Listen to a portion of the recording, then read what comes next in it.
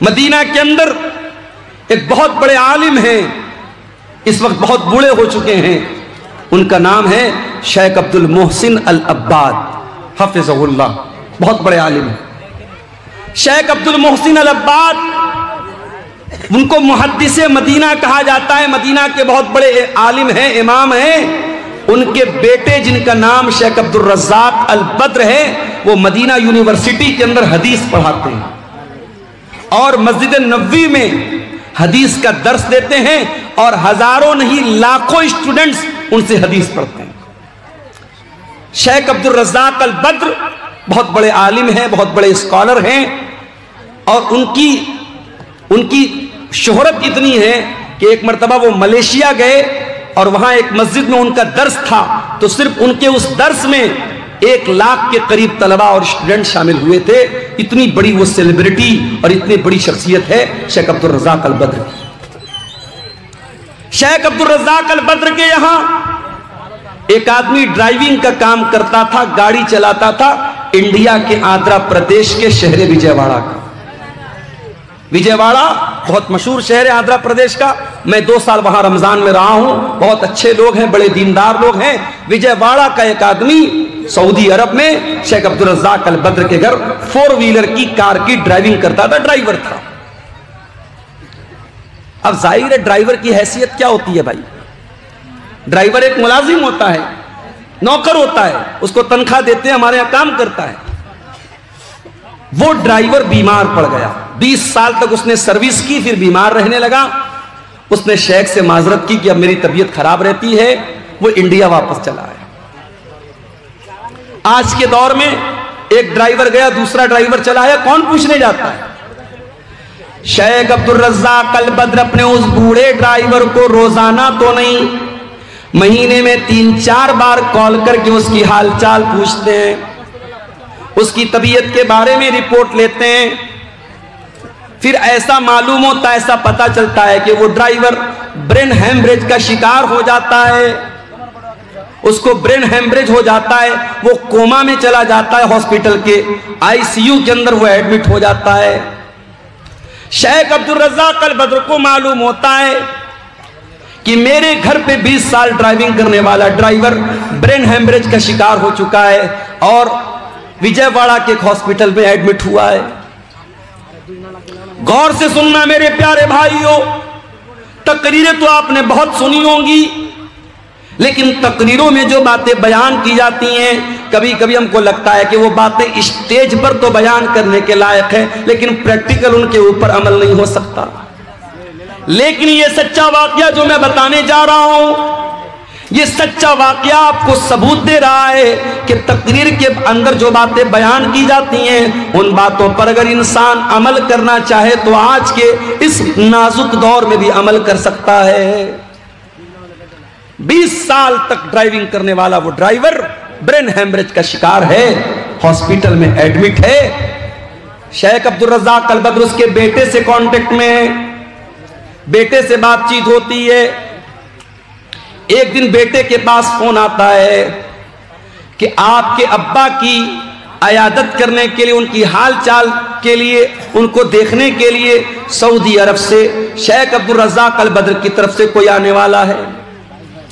بیٹا سوچتا ہے اتنی بڑی ہستی ہیں، پیسے والے بھی ہیں اور بہت بڑے عالم بھی ہیں، ہو سکتا ہے اپنے کسی نوکر چاکر کو بھیج دے میرے ابا کی حال چال لینے کے لیے۔ وہ دن طے ہو جاتا ہے، ٹائم طے ہو جاتا ہے، اور اس ڈرائیور کا بیٹا اپنے علاقے کے ایئرپورٹ پر جب پہنچتا ہے، کیا دیکھتا ہے؟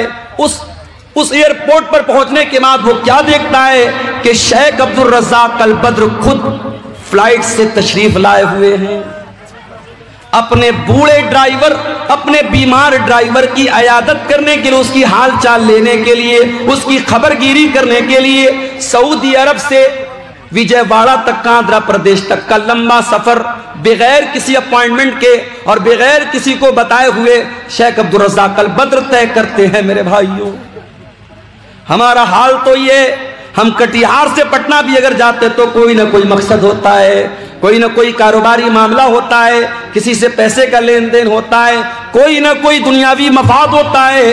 میرے پیارے ساتھیوں، جس دور میں انسان کسی کو بے مطلب سلام بھی نہیں کرتا ہے، ایسے دور میں کیا ایسا بھی اخلاق مل سکتا ہے؟ میرے پیارے بھائیوں، سعودی عرب کی سرزمین سے شیخ عبدالرزاق البدر فلائٹ کے ذریعے آتے ہیں۔ حالانکہ اگر وہ ایک کال کر دیں، ایک میسج کر دیں، ان کے لاکھوں اسٹوڈنٹ ہیں ہندوستان کی سرزمین پر، جو بچے مدینہ میں جا کے پڑھتے ہیں وہ شیخ عبدالرزاق البدر سے بھی پڑھتے ہیں۔ جتنے مدنی عالم آپ کو ملیں گے، جو بعد میں جو مدنی عالم ہوئے وہ سب ان کے شاگرد آپ کو ملیں گے۔ جتنے بھی مدنی عالم ہیں سب مدینہ میں پڑھے، ان کے شاگرد ہیں۔ ایک میسج کر دیں، طلبہ کی اور اسٹوڈنٹ کی بھیڑ لگ جائے گی۔ مگر شیخ عبدالرزاق البدر نے کسی کو نہیں بتایا، بغیر کسی اپوائنٹمنٹ کے اچانک آئے، ڈرائیور کے بیٹے کے ساتھ کار میں بیٹھ کے ہاسپٹل آئے، اپنے اس بوڑھے ملازم کی دیر تک بیٹھ کر کے اس کو دعاؤں سے نوازا، اس کی پیسے سے بھی مدد کی اور ان کے گھر والوں کو تسلی دی اور پھر واپس چلے گئے۔ میرے پیارے ساتھیوں، یہ اس دور کے ایک عالم، ایک قرآن و سنت پر بیان کرنے والے اور قرآن و سنت پر عمل کرنے والے ایک عالم کا سچا واقعہ ہمیں یہ بتاتا ہے میرے بھائیوں کے دل میں اگر اللہ کا ڈر ہو، دل میں اللہ کا خوف ہو، تو قرآن و سنت کی باتیں صرف اسٹیج پر بیان نہیں ہوتی ہیں، ان کے اوپر عمل بھی کیا جا سکتا ہے، اور آج کے دور میں عمل کرنے والے بھی موجود ہیں۔ ہمارا معاملہ کیا ہے؟ مجھ سے کبھی کبھی لوگ سوال کرتے ہیں، میں ممبئی گیا، لوگ مجھ سے پوچھنے لگے مولانا صاحب لگتا ہے آپ کا پروگرام کٹیہار میں بہت ہوتا ہے۔ اچھا، کچھ تو چینل والوں کی مہربانی ہے، ایک ہی تقریر کو وہ 10 چینل والے، اب تو یہ ماشاءاللہ گنتی کرنا چاہے تو ہم لوگ گنتی بھی نہیں کر سکتے کتنے کیمرے لگے ہیں، اس میں کیا کیا نام ہے چینل کا یہ بھی نہیں معلوم۔ اب تو میں ڈرتا ہوں بھائی کون سی بات کب نکل جائے اور یہ چینل والے کیا اس کو عنوان دے دیں۔ ڈاکٹر ذاکر نائک صاحب کے بارے میں میں نے بڑے ادب کے دائرے میں، بڑی تہذیب کے دائرے میں، اسی سیمانچل میں تقریر میں ان کی کچھ باتوں سے اختلاف کیا۔ اب چینل والا کیا تھمبنیل ڈال رہا ہے، ڈاکٹر ذاکر نائک حنفی ہو گیا، ڈاکٹر ذاکر نائک اہل حدیث نہیں، اس سے بچو۔ اب لوگ مجھ سے سوال کر رہے ہیں کہ آپ نے ڈاکٹر ذاکر نائک کے خلاف کیا بولا ہے، کیا بولا ہے۔ میں نے کہا بھیا جا کے چینل والوں سے پوچھو۔ تو حالات تو یہ ہے، میں بیان کچھ کرتا ہوں، اس پر رپورٹ کچھ لگا دیتے ہیں۔ تو لوگ مجھ سے سوال کرتے ہیں ممبئی وغیرہ میں، یہ مولانا لگتا ہے آپ کا پروگرام ادھر جو ہے کٹیہار سائیڈ میں، سیمانچل سائیڈ میں بہت ہوتا ہے۔ اور حقیقت میں اگر آپ دیکھیں صرف میری بات نہیں ہے، جو بھی ہمارے جماعت کے بڑے بڑے مقررین ہیں جیسے مولانا جرجیز صاحب ہو گئے، اور اسی طریقے سے اور بھی جو بھی اس وقت جو مقررین جن کو ہم جانتے ہیں، جو چل رہے ہیں یا جن کو سوشل میڈیا پہ سنا جا رہا ہے، اس میں سے بہت سارے لوگ آپ کے سیمانچل میں آتے ہیں۔ سیمانچل میں جلسے اتنے ہو رہے ہیں، تقریریں اتنی سنی جا رہی ہیں، مگر اثر کیوں نہیں ہو رہا ہے؟ کیا بے پردگی میں کوئی کمی آ رہی ہے؟ کیا شراب کے نشے میں کوئی کمی آ رہی ہے؟ کیا زنا کاری اور بدکاری میں کوئی کمی آ رہی ہے؟ کیا شادی بیاہ میں لین دین میں کوئی کمی آ رہی ہے؟ اسی بہار کی سرزمین پر چمپارن کے ایک ہمارے دوست ہیں، ساتھی ہیں، ہمارے ساتھ پڑھانے والے ٹیچر ہیں، ان کی بیٹی کے رشتے کی بات آئی۔ لڑکا معمولی سا کوئی کام کرتا ہے، محنت مزدوری کا کام کرتا ہے، 5 لاکھ روپے کی ڈیمانڈ کی اس نے۔ وہ ٹیچر ہمارے ساتھ پڑھاتے کہنے لگے مولانا یہ حالات ہیں ہماری جماعت کے لوگوں کے، اہل حدیث لڑکا ہے، گھر والے بڑے پکے اہل حدیث ہیں، 5 لاکھ روپے کی ڈیمانڈ ہوئی ہے کہ لڑکی کی شادی کرنا ہے تو 5 لاکھ روپیہ لے کے آؤ۔ میرے بھائیوں، دعویٰ کرنا بند کر دو اہل حدیثیت کا۔ تمہارے شادی بیاہ میں اگر تم قرآن و سنت کو فالو نہیں کرتے ہو، لین دین میں اگر قرآن و حدیث کو فالو نہیں کرتے ہو، چال چلن میں قرآن و حدیث پر نہیں چلتے ہو، تو صرف سینے پر ہاتھ باندھ کر اور رفع الیدین کر کے اپنے آپ کو اہل حدیث کہنا بند کر دو، بند کر دو اہل حدیثوں کو بدنام کرنا۔ ہمارے دل کٹھور ہو چکے ہیں میرے بھائی، اتنی تقریریں سن رہے ہیں مگر کوئی اثر نہیں پڑ رہا ہے۔ کیوں؟ قرآن کا وہ سوال ہم سے اور آپ سے بھی ہو رہا ہے، الم یان للذین آمنوا، اے ایمان والو وہ سمے کب آئے گا، وہ ٹائم کب آئے گا، وہ وقت کب آئے گا، ان تخشع قلوبہم لذکر اللہ، کہ اللہ کا کلام سن کر کے صرف تمہارے کانوں کو اچھا نہیں لگے گا بلکہ تمہارے دل کے اوپر بھی اس کا ایفیکٹ پڑے گا، اس کا پربھاؤ پڑے گا۔ ہمارا حال تو یہ ہو گیا ہے، ایک کان سے سننا ہے، دوسرے کان سے اڑا دینا ہے، کان تک تعلق ہے بس، دل سے کوئی کنیکشن نہیں ہے۔ ہمارے نوجوانوں کو دیکھ لو، ہماری بہنوں کو دیکھ لو، نوجوان لڑکیوں کو دیکھ لو، ساری محنت کس پر ہو رہی ہے؟ شریر پر ہو رہی ہے، چہرے پر ہو رہی ہے۔ لڑکوں کو دیکھو جم جا رہے ہیں، چکن کھا رہے ہیں، مٹن کھا رہے ہیں، کیوں صاحب باڈی بن جائے۔ لڑکیوں کو دیکھو آدھا گھنٹہ آئینے کے سامنے کھڑی ہیں، کیا کر رہی ہے؟ میک اپ کر رہی ہیں۔ بیوٹی پارلر میں دلہن جاتی ہے، جانے کے ٹائم جو ہے وہ اس کا کلر کچھ اور ہوتا ہے، آنے کے ٹائم کلر کچھ اور ہوتا ہے، ڈیزائن پورا بدل جاتا ہے۔ آپ دیکھ لیں میک اپ پر اتنی محنت ہو رہی ہے، لیکن اس پر کوئی محنت نہیں ہو رہی ہے۔ اللہ تعالیٰ کے یہاں جس چیز کی ویلیو ہے میرے بھائیوں، فیس کی ویلیو نہیں ہے، اللہ کے یہاں ہماری باڈی کی ویلیو نہیں ہے، اللہ تعالیٰ کے یہاں ہمارے دل کی ویلیو ہے۔ ابراہیم علیہ السلام دعا کرتے ہیں وَلَا تُخْزِنِي يَوْمَ يُبْعَثُونَ، اے اللہ تو مجھے قیامت کے دن ذلیل مت کرنا، اے اللہ تو مجھے قیامت کے دن رسوا مت کرنا۔ یوم لا ينفع مال ولا بنون، جس دن نہ مال کام آئے گا نہ اولاد کام آئے گی، الا من اتى اللہ بقلب سلیم، قیامت کے دن تو وہی کامیاب ہوگا اے اللہ جو صاف ستھرا دل لے کر کے آئے۔ تمہارے چہرے کتنے صاف ستھرے ہیں، تمہارے بالوں میں کتنی خوبصورتی ہے، تمہارا شریر کتنا خوبصورت ہے، اللہ تعالیٰ کے یہ میٹر نہیں کرتا ہے۔ ہاں اللہ کیا یہ میٹر کرتا ہے کہ آپ کا دل کتنا صاف ستھرا ہے۔ کہیں ایسا تو نہیں کہ چہرہ تو بہت اچھا ہے، باڈی تو بہت مضبوط ہے، مگر دل کے اندر گندگی بھری ہے، دل کے اندر لالچ بھرا ہے، دل کے اندر خود غرضی بھری ہے، دل کے اندر مال کی محبت بھری ہے، دل کے اندر دنیا کی محبت بھری ہے، دل کے اندر شرارت بھری ہے۔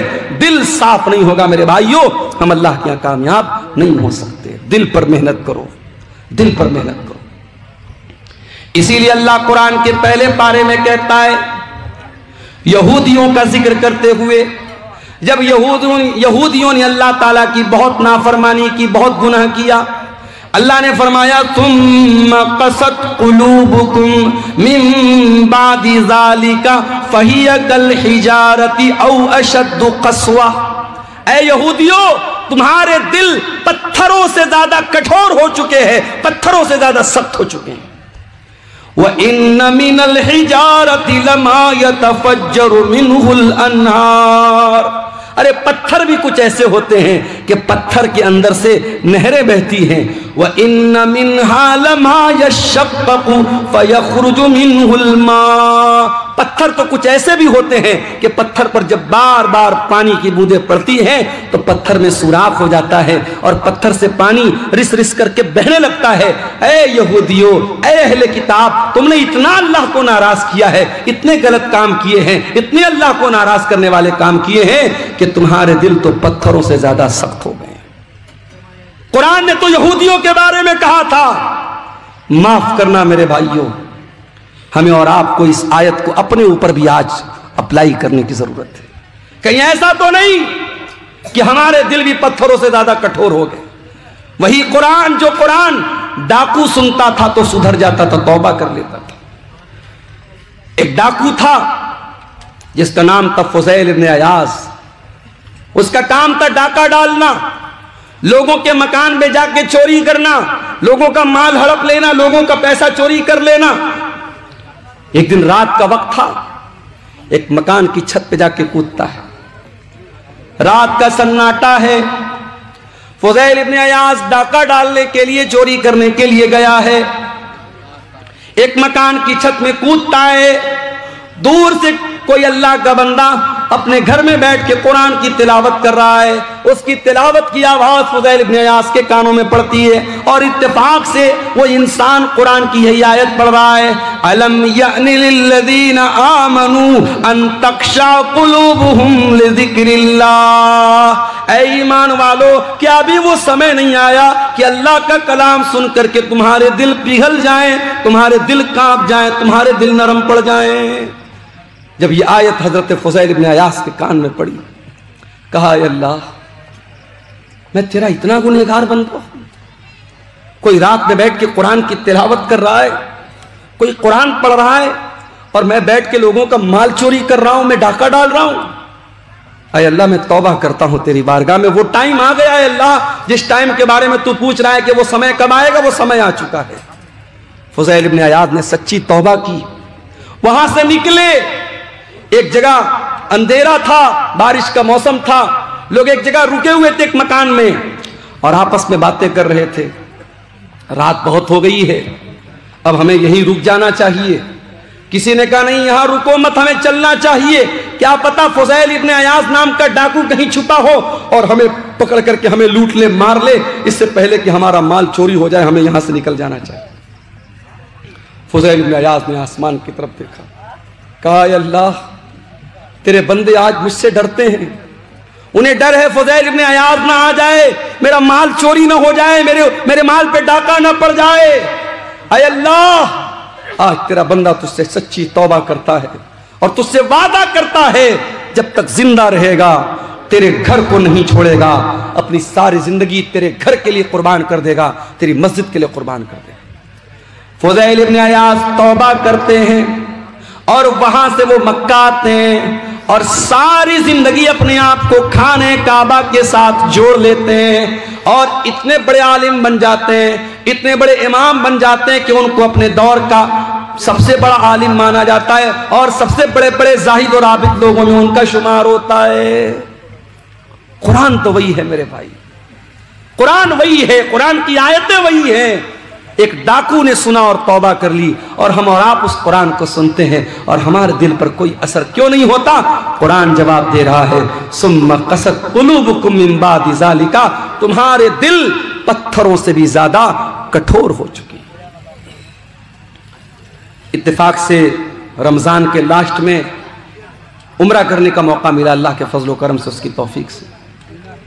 اب عمرہ کرنے بھی جو لوگ جاتے ہیں اللہ معاف کرے، اللہ رحم کرے، عمرہ کی برکت بھی دھیرے دھیرے ختم ہو رہی ہے۔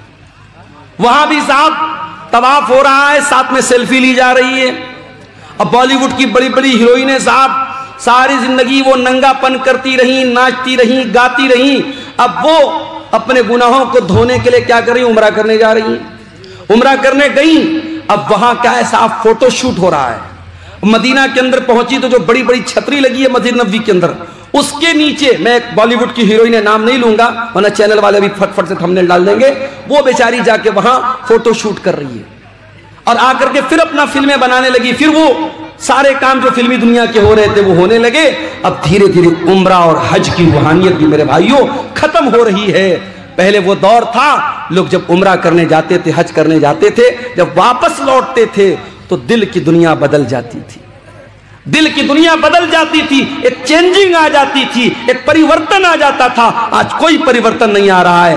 آج پیسہ والا ہے، چلو بھائی چلو، جیسے لوگ پکنک منانے جاتے ہیں، کوئی ممبئی جاتا ہے، کوئی کولکتہ جاتا ہے، کوئی دلی جاتا ہے، چلو ہم عمرہ کر کے چلے آئیں۔ اب عمرہ کو بھی لوگوں نے پکنک بنا دیا ہے۔